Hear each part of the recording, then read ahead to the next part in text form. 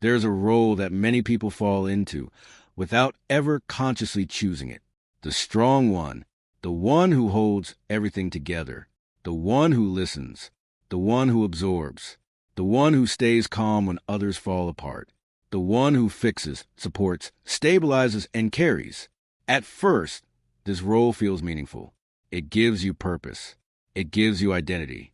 It gives you a sense of control in situations that might otherwise feel overwhelming. But over time, something begins to shift. You start feeling tired in a way that rest does not fix. Not physical exhaustion, something deeper, a kind of emotional depletion that builds slowly, almost invisibly, until one day it becomes impossible to ignore. And that is where we begin, because Carl Jung would not see this exhaustion as random. He would see it as a consequence of a psychic imbalance that has been maintained for too long. A real-life example makes this clear. Someone becomes the emotional anchor in their family. When conflict arises, they step in. When someone is hurting, they listen. When things fall apart, they stabilize the situation. Over time, people start relying on them automatically. They become the go-to person, the strong one, the reliable one. At first, this feels like a strength, but something is happening underneath. They're always turned outward, always responding, always holding space for others, and rarely being held themselves. Carl Jung would say that when energy flows consistently in one direction, something within the psyche begins to weaken, because the psyche is not designed only to give. It is designed to exchange, to move between outward engagement and inward restoration. When that balance is lost, the system compensates. And exhaustion is one of the first signals. But this exhaustion is often misunderstood, because from the outside, the strong one still appears functional, still reliable, still composed, still capable. So even they may not immediately recognize what is happening. They may think, I just need more rest. I'm just going through a phase. I should be able to handle this. But Jung would say this is not about rest alone. It is about role, because being the strong one is not just a behavior. It becomes an identity. And once it becomes identity, it becomes difficult to step out of it. A deeper example makes this even clearer. Someone is always the one who helps their friends through breakups, crises, emotional struggles. They are empathetic, present, understanding. People feel safe with them. But when they go through something themselves, they struggle to express it. They downplay it. They handle it alone. Or they share it in a way that does not fully reveal their vulnerability. Why? Because their identity has been built around being the one who holds, not the one who needs. Carl Jung would recognize this as a one-sided development of the personality. One part becomes overdeveloped. Another part remains underdeveloped. The strong, composed, supportive side becomes dominant. The vulnerable, dependent, needing side becomes oppressed. Not because it does not exist, but because it does not fit the identity the person has learned to maintain. And what is suppressed does not disappear. It accumulates. That accumulation is what eventually leads to emotional exhaustion, because holding others requires energy. And if that energy is not replenished through being held in return, the system begins to drain. This is why the exhaustion often feels confusing. You are not doing anything wrong.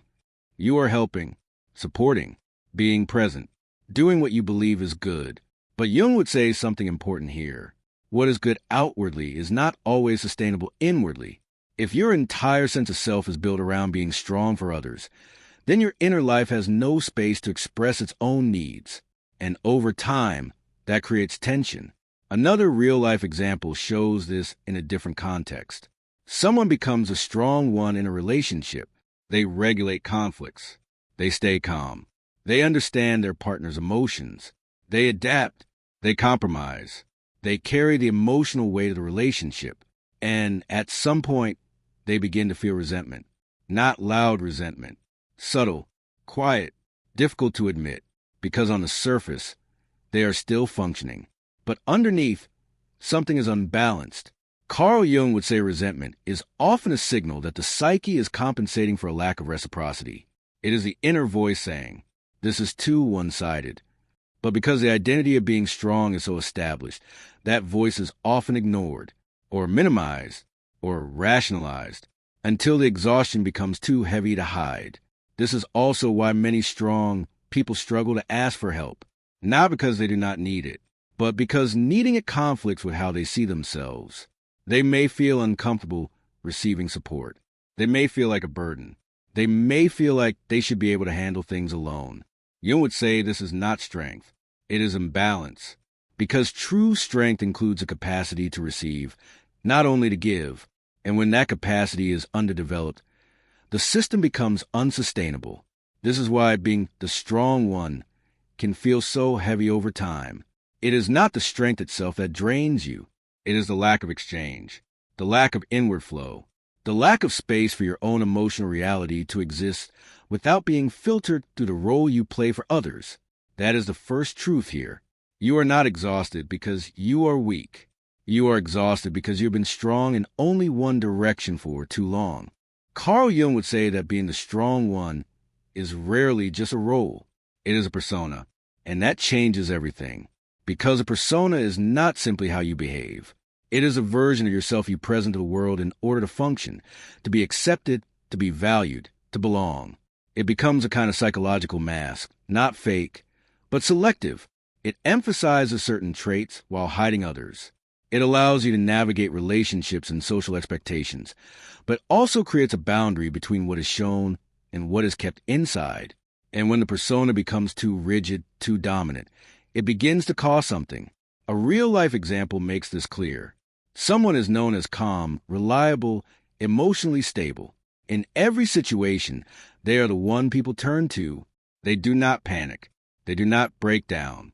They do not need much. At least, that is how they are seen.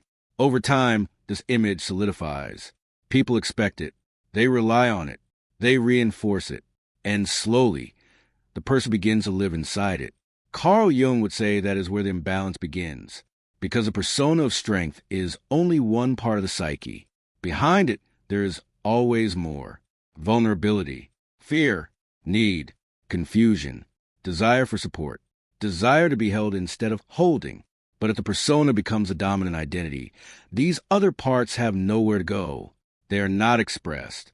They are not integrated. They are pushed into the background. Jung would call this the movement into the shadow. The shadow is not just dark or negative traits. It is everything that the conscious identity does not allow itself to be. So if your identity is a strong one, then weakness, neediness, emotional dependence, and vulnerability may all become shadow material. Not because they are bad, because they do not fit the image you maintain. And what goes into the shadow does not disappear. It accumulates. That accumulation is what eventually creates pressure. A deeper example shows how this plays out internally. Someone is always composed in front of others. They listen, support, stabilize. But when they're alone, they feel overwhelmed. They may feel sadness they cannot express, anger they cannot direct, or a longing to be cared for that feels almost unfamiliar. But because these feelings have not been integrated into their identity, they feel uncomfortable, even threatening. So instead of being acknowledged, they are pushed down again. Jung would say this creates a split.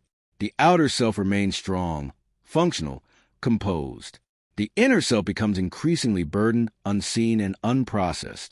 And that split is exhausting, because maintaining a persona requires energy, and suppressing parts of yourself requires even more. This is why the exhaustion of being the strong one is not just emotional. It is structural. It comes from constantly holding the outer image while denying the inner reality. Another real-life example makes this even clearer. Someone goes through a difficult experience, a breakup, a loss, a personal crisis.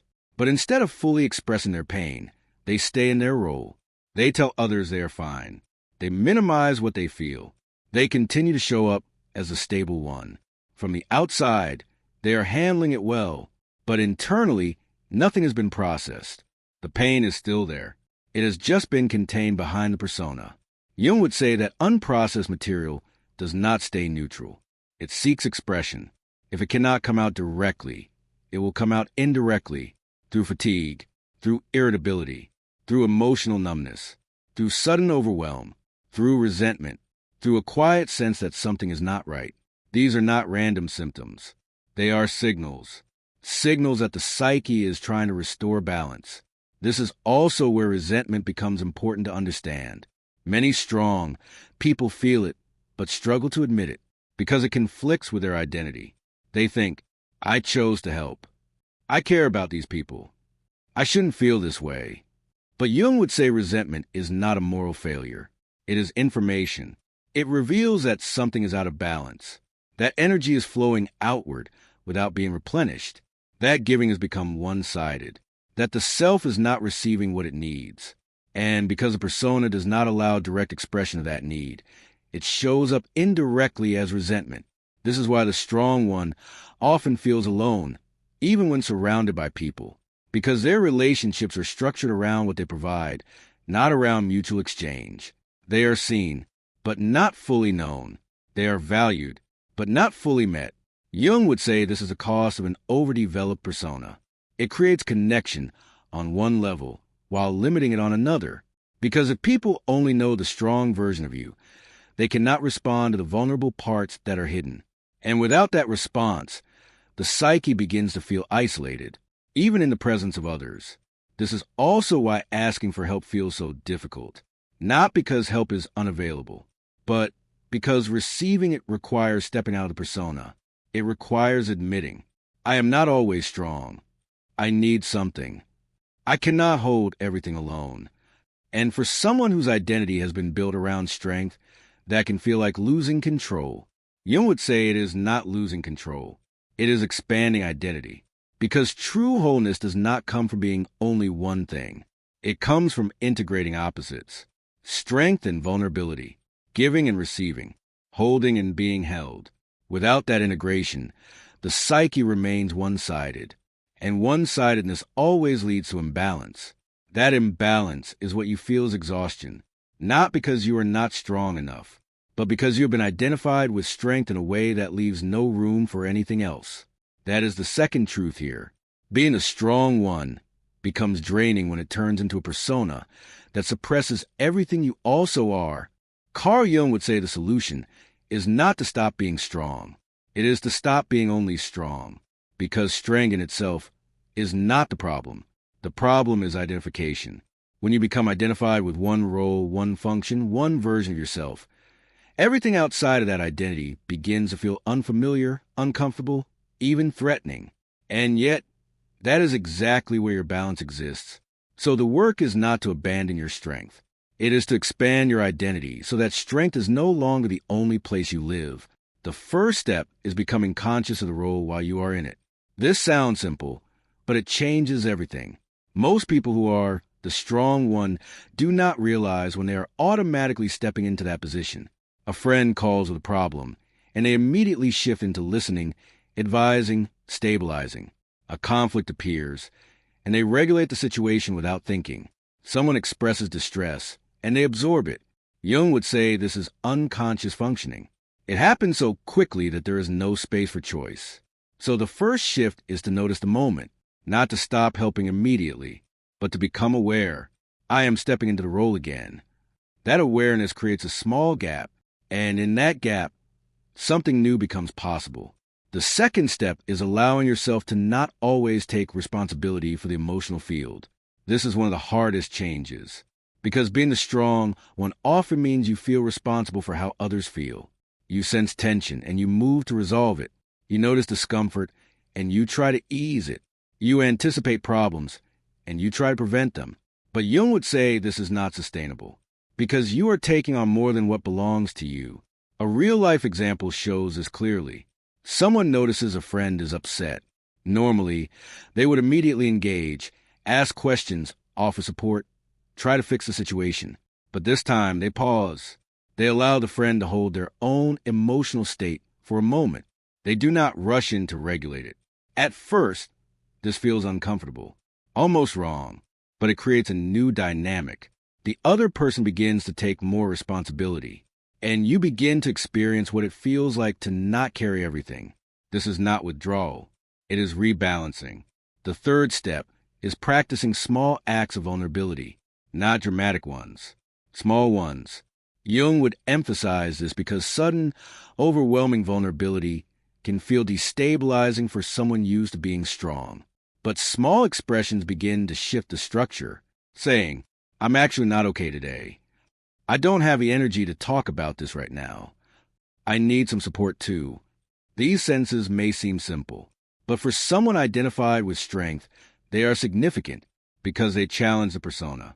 They allow another part of the self to exist in relation to others. And that is how integration begins. A practical example makes this clearer.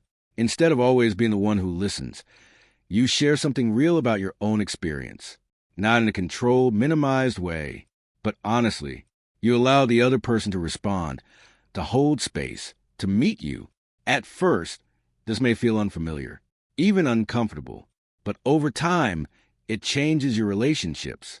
They become more reciprocal, more balanced, more real.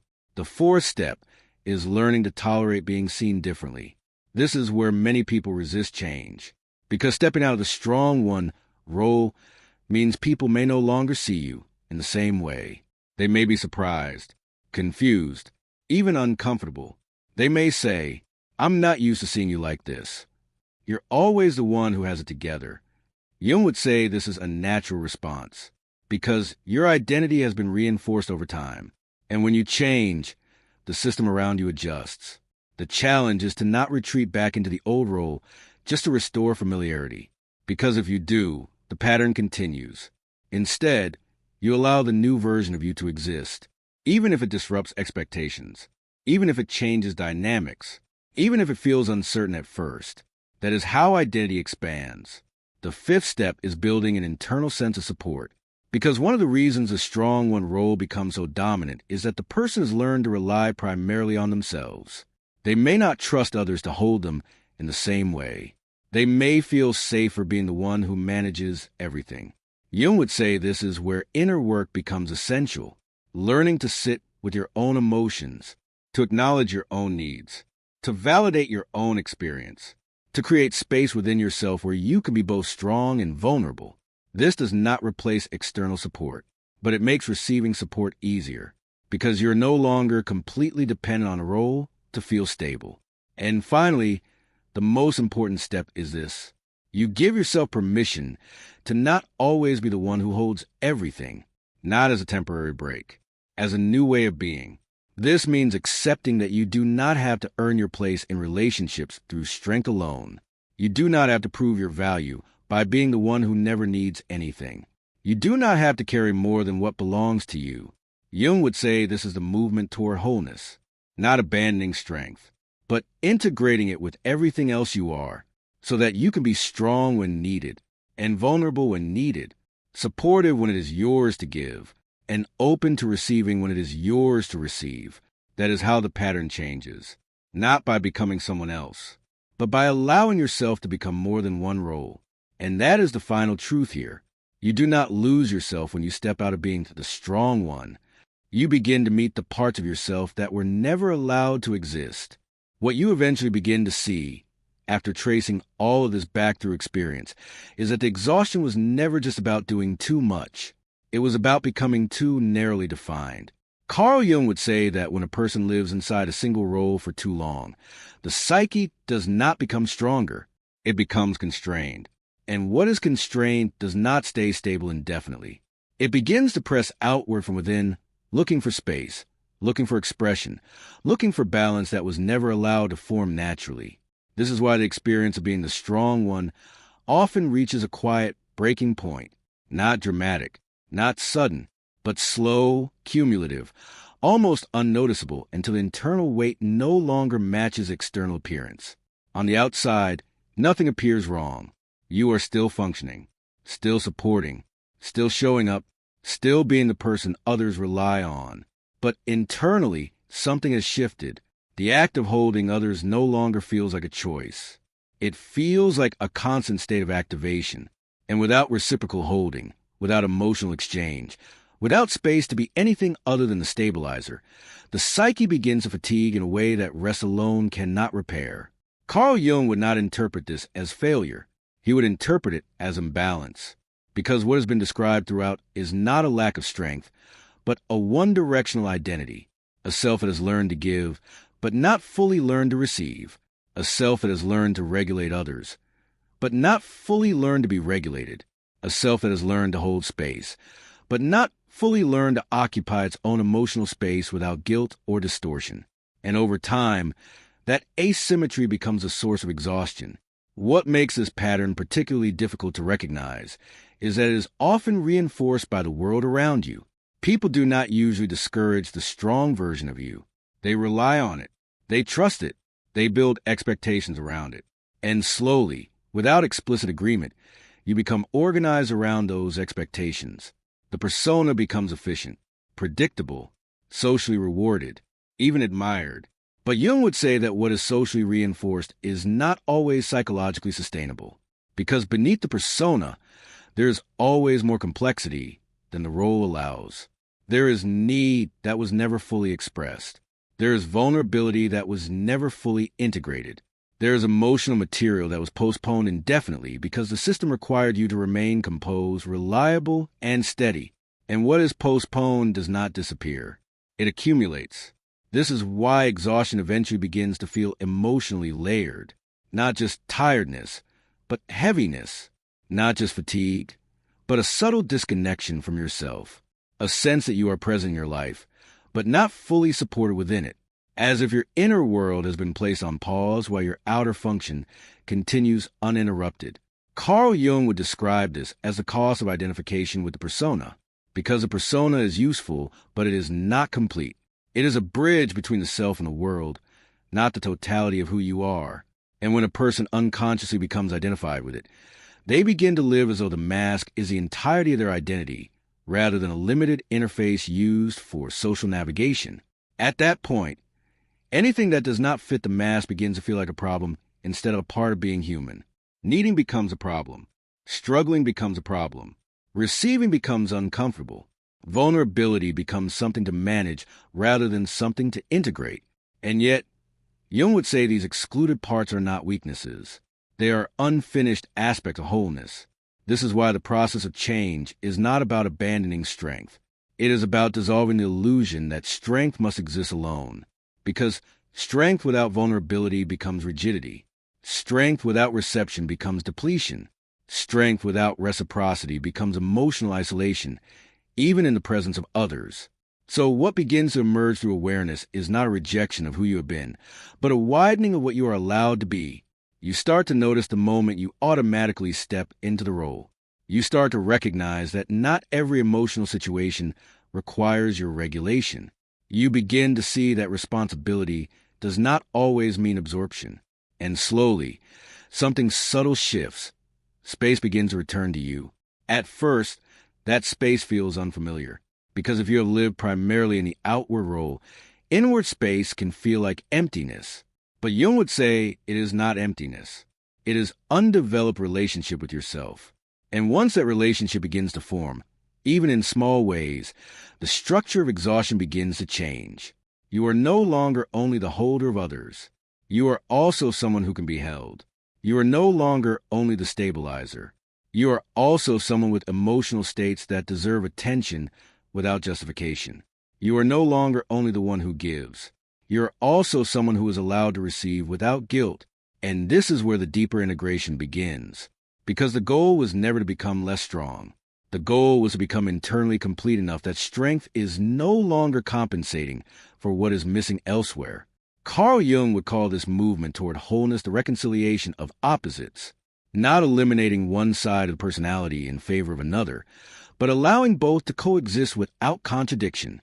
Strength and vulnerability, independence and need, stability and emotional openness, support and receptivity. When these are no longer in conflict, the psyche no longer has to work against itself to maintain balance. And that is where the exhaustion begins to dissolve at its root. Not because life becomes easier, but because you are no longer sustaining only one half of your internal reality. So the final understanding is simple, but not immediately easy to live.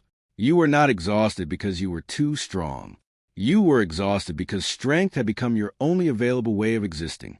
And once that changes, once the identity expands beyond that single role, something fundamental shifts. You do not lose your strength. You stop having to survive through it alone.